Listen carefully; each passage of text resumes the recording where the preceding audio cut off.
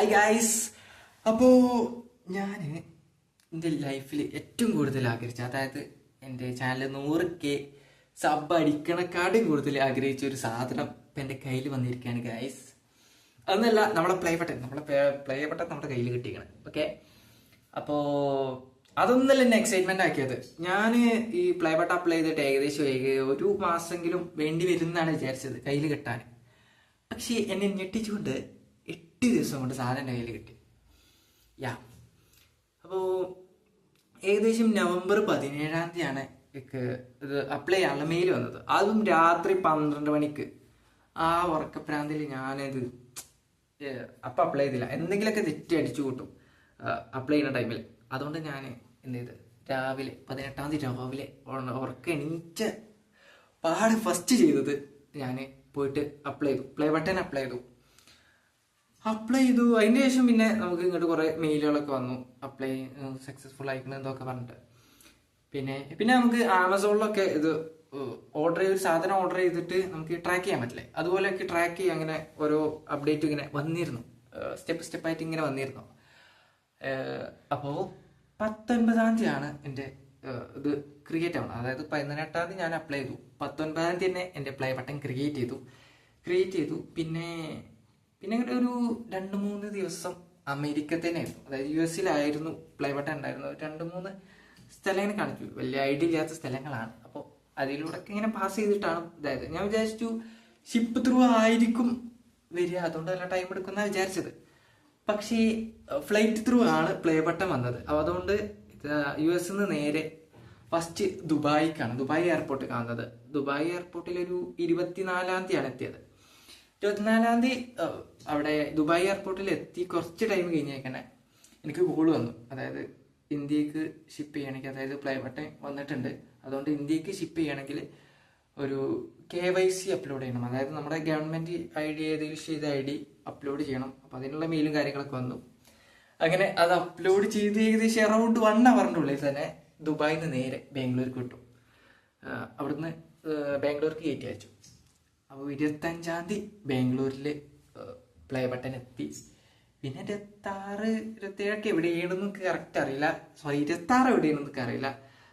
കേരളത്തിലേക്ക് ഇങ്ങനെ പാസ് ചെയ്ത് വരികയായിരിക്കും, അതിൻ്റെ ഇടയിലുള്ള ട്രാവലിംഗ് ആയിരിക്കും. അതൊന്നും കറക്റ്റ് അതിൽ കാണിച്ചിരുന്നില്ല. അങ്ങനെ 27-ാം തീയതി ഒരു 11 മണി രാവിലെ ഒരു 10-11 മണിക്ക് ഒരു കോൾ വരുന്നുണ്ട്. ഇങ്ങനെ പ്ലേ ബട്ടൺ ഇവിടെ വന്നിട്ടുണ്ട്, അതായത് കൊറിയർ ഓഫീസിൽ നിന്ന് കോൾ വന്നിട്ടുണ്ട്, സാധനം ഇവിടെ വന്ന് വാങ്ങണം, ഹോം ഡെലിവറി ഇല്ല. അല്ല, പൊതുവേ ഞാനത് എക്സ്പെക്ട് ചെയ്തതാണ്. സാധാരണ മറ്റുള്ളവരുടെ പ്ലേ ബട്ടൺ വീഡിയോസിലൊക്കെ അത് പറഞ്ഞിട്ടുണ്ട്. അപ്പോൾ അങ്ങനെ സാധനം ഇന്നലെ ഒരു 11-നൊക്കെ കോൾ വന്നു. പക്ഷെ ഞാൻ കുറച്ച് ബിസി ആയിരുന്നു, അതുകൊണ്ട് വൈകിട്ടാണ് ഞാൻ പോയി വാങ്ങിയത്. സാധനം കയ്യിൽ കിട്ടിയിട്ടുണ്ട്. അപ്പോൾ ഞാൻ ഇവിടെ വെച്ച് ചെയ്യണില്ല. അപ്പം ഞാൻ കഴിഞ്ഞ നമ്മളെ Q&A വീഡിയോ ഒക്കെ തന്നെ ഇവിടെ പുറത്തിറങ്ങിയിട്ട് ഭയങ്കര സൗണ്ട് കുച്ചപ്പാടൊക്കെയാണ് ഇപ്പോഴുള്ള പരാതി ഉണ്ടായിരുന്നു. അതുകൊണ്ടാണ് ഇൻട്രോ ഞാൻ റൂമിൻ്റെ ഉള്ളിൽ നടത്തുന്നത്. സൗണ്ട് ഉണ്ടാവുമെന്ന് പ്രതീക്ഷിക്കുന്നു. ഓക്കെ, അറിയില്ല, ഞാൻ ഇത് ഇനി ഔട്ട് കേൾക്കുമ്പോഴേ അറിയുള്ളൂ. അപ്പം ഞാൻ പ്ലേ ബട്ടൺ അൺബോക്സ് ഞാൻ പുറത്ത് ചെയ്യാം. ഓക്കെ, അതിന് എനിക്കൊരു ക്യാമറമാൻ്റെ ഒരു പടിയും കൂടെ ആവശ്യമുണ്ട്. ഓക്കെ, അപ്പോൾ പുറത്ത് ചെയ്യണം. ഹായ് ഗായ്സ്, അപ്പോൾ ഇതാണ് നമ്മുടെ പ്ലേ ബട്ടൺ. അപ്പോൾ അൺബോക്സ് ചെയ്യാം. കൂടുതൽ ഞാൻ പഴംപുരാണം പറയുന്നില്ല. ഓക്കെ, നമുക്ക് അൺബോക്സ് ചെയ്യാം. ഖമാൻ ക്യാമറമാൻ, ഖമാൻ വാങ്ങടാ. ഓക്കെ, പിന്നെ എൻ്റെ ഓൾറെഡി ക്യൂരിയോസിറ്റി കൊണ്ട് ഞാൻ ഇത് പൊളിച്ച് നോക്കിയാണ്. എന്താണെന്ന് അറിയില്ല, നമുക്ക് കുറച്ച് ക്യൂരിയോസിറ്റി കുറവായതുകൊണ്ട് നേരത്തെ തന്നെ പൊളിച്ചിരിക്കണം. അപ്പോൾ തുറക്കാം. ജസ്റ്റ് ഒന്നുമില്ല, ഇവിടെ ഒരു ടൈപ്പ് ഉണ്ടാവും, ഇവിടെ ഒരു ടൈപ്പ് ഉണ്ടാവും, ഇവിടെ ഒരു ടൈപ്പ് ഉണ്ടാവും, അത്രേ ഉള്ളൂ അൺബോക്സിങ് അറിയാൻ. ജസ്റ്റ് ഇവിടെ ഇങ്ങോട്ടുണ്ടാ. ഓക്കെ, ഇങ്ങനെ ഇവിടെ പൊളിച്ച സാധനം ഇങ്ങനെ ഇരിക്കണം. കിഞ്ചിരി. സോ മുന്നിൽ മറ്റൊരു സ്പോഞ്ച്, അടിപൊളി സ്പോഞ്ചാണ് വരുന്നത്. പിന്നെ ഒരു യൂട്യൂബിൻ്റെ സർട്ടിഫിക്കറ്റ്. ഇതാദ്യം സൂസൻ ചേച്ചി ആയിരുന്നു ഇവിടെ ഒപ്പിട്ടിരുന്നത്. ഇപ്പോൾ യൂട്യൂബിൻ്റെ CEO മാറിയുണ്ട്. ഇപ്പോൾ നീൽമോഹൻ എന്ന് പറഞ്ഞ ഒരാളാണ് ഇപ്പോഴത്തെ CEO ആയിരുന്നത്. ആദ്യം സൂസൻ ചേച്ചി ആയിരുന്നു. ഇതാണ് പിന്നെ നമ്മുടെ പ്ലേ ബട്ടൺ. ജിങ്ക. ഓ ഗായ്സ്, നോക്കൂ, ഇതാണ് നമ്മുടെ സാധനം. അത്രയും ഞാൻ ആഗ്രഹിച്ച സാധനം, നിങ്ങളെല്ലാവരും കൂടെ വാങ്ങി തന്ന സാധനം. ഓക്കെ, ഇതവിടെ നോക്കട്ടെ, വേറെ സാധനങ്ങളുണ്ട് ഇവിടെ. ഇത് ഇല്ല. പിന്നെ ഇത് കേടാവാതിരിക്കുന്ന ജെല്ലി പാക്ക്. പിന്നെ ഇതുപോലത്തെ ഒരു കാർഡ് വരുന്നുണ്ട്, ക്രിയേറ്റർ അവാർഡ് എന്നൊക്കെ പറഞ്ഞിട്ട് അടിപൊളി ഒരു കാർഡ്. അടുത്ത നമുക്ക് ഗോൾഡൻ അടിച്ചിരിക്കണം, അതാണ് അടുത്ത പ്ലാൻ. പിന്നെ ഇത് ഇൻസ്പെക്ഷൻ ചെയ്യുന്ന റിക്ക് എന്ന് പറഞ്ഞ ഒരാളെ കുഞ്ഞ് കാർഡുണ്ട്, ഒരു ഇതൊക്കെ ആയിട്ട് കൺഗ്രാജുലേഷൻ ഒക്കെ പറഞ്ഞിട്ട് ഒരു ചെറിയ കാർഡുണ്ട്. അപ്പം ഇത്രേ ഇതിലുള്ളൂ. ഇതൊക്കെ കൂടി ഇവിടെ തന്നെ ഇരിക്കട്ടെ. പ്ലേ ബട്ടൺ ഇതുപോലൊരു കവറിലാണ് വരിക. പാറും പാറും കാറ്റുണ്ട് പാറും. ഓക്കെ, ഇതാണ് പ്ലേ ബട്ടൺ.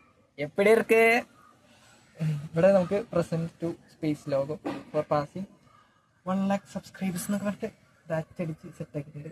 പക്ഷെ ഒരു പ്രശ്നം എന്ന് വെച്ചാൽ നമുക്ക് ആദ്യത്തെ പ്ലേ ബട്ടൺ അത്യാവശ്യം വലുപ്പം ഉണ്ടായിരുന്നു, സിൽവർ. ഇത് നല്ല ചെറുതാക്കിയാണ്.